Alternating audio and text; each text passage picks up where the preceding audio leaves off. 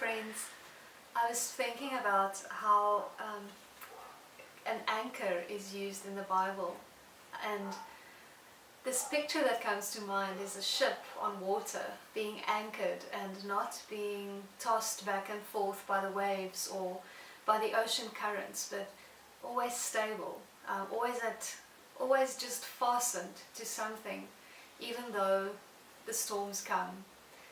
And the passage I'm thinking of specifically is Hebrews chapter 6 verse 19 to 20, that says we have this hope as an anchor for the soul, firm and secure. It enters the inner sanctuary behind the curtain, where our forerunner Jesus has entered on our behalf. He has become a high priest forever in the order of Melchizedek. So now, what this passage clearly reveals is that our souls are anchored, like a ship is anchored in stormy waters. And what our souls are anchored to is to Christ, our forerunner, who has gone before us into heaven and secured our place through what he did on the cross, through his body. So this is what this passage is saying to us. You're anchored in something, and you're anchored to someone, and he is anchored somewhere, and that is in heaven, where he is keeping our place firm and secure. And what this means is that life's troubles can come. The waters can get stormy, the winds can come, but we're not going anywhere. Nothing can pluck us from our security that we have in Christ, because he is our anchor. And I was looking in the Bible, and I was looking for an example, a biblical example, and Paul came to mind. And Paul went through hectic turmoil and hectic storms in his life. The one specific one I'm thinking about in 2 Corinthians 11 verse 23 to 30, he writes to the Corinth church, and he tells them about all the storms that he has had to face, and he tells them, I have worked much harder. I've been in prison more frequently. I've been flogged more severely and exposed to death again and again. 5 times I received from the Jews 40 lashes minus 1. 3 times I was beaten with rods. Once I was pelted with stones. 3 times I was shipwrecked. I spent a night and day in the open sea. And this is like drifting in the open sea. I have been constantly on the move. I have been in danger from rivers and bandits. I've been in danger from my fellow Jews. I've been in danger from Gentiles. I've been in danger in the city. I've been in danger in the country, in danger at sea, and in danger from false teachers.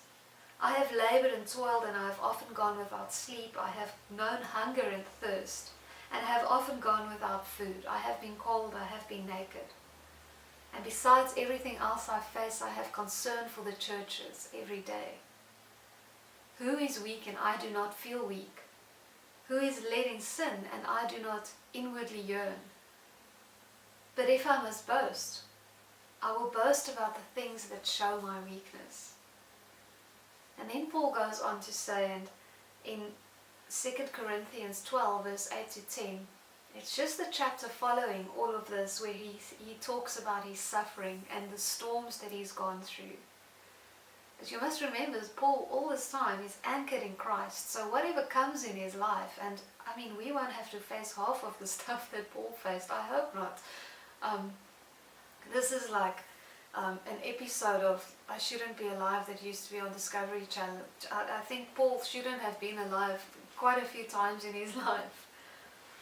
But he says in 2 Corinthians 12 verse 8 to 10, 3 times I pleaded with the Lord to take it away from me.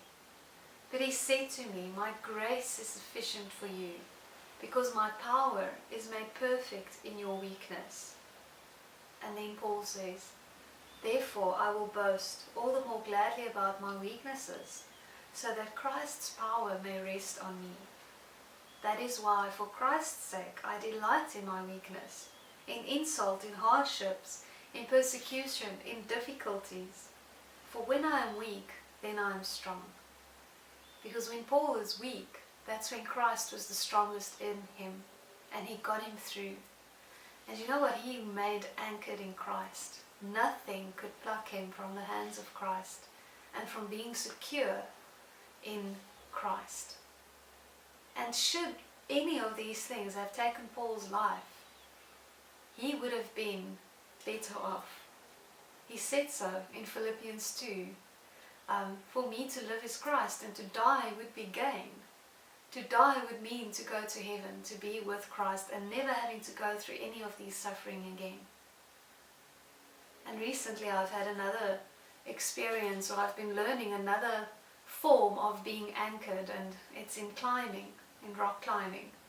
In rock climbing you have an anchor at the top, or an anchor on the rock that secures you so that when you should fall, it catches you so that you won't fall to your death. And that's the same image I get from Christ too. He is our anchor, and it's amazing for me that different to a ship where the bottom is the anchor, with climbing, the anchor is usually above you, usually, unless you're doing lead climbing. But I won't get into the technicalities. And Christ is in our minds, when we think of him in being in heaven, it means that he's above us, anchoring us from the top, anchoring us from somewhere, so that not if we should fall, but when we should fall, we won't fall to our deaths. But he'll catch us and he'll keep us firm and secure in him. And this doesn't mean that you're never going to experience a moment of weakness, or that you are going to fall, or that you are going to go through some times of suffering. It only means that when you do go through those times of suffering, Christ is with you, and his strength is made perfect in your weakness. I was thinking of Jesus' weakest moment at the cross. And in Matthew 27 verse 50 to 51 it says, "And when Jesus cried out again in a loud voice, he gave up his spirit." And at that moment, the curtain in the temple was torn in two, from top to bottom. The earth shook and the rocks split. That was Christ's weakest moment, but it was also his strongest moment. Because at that moment he gave up his life. He gave up his spirit into God's hands. And the work that he came to earth to do was finished.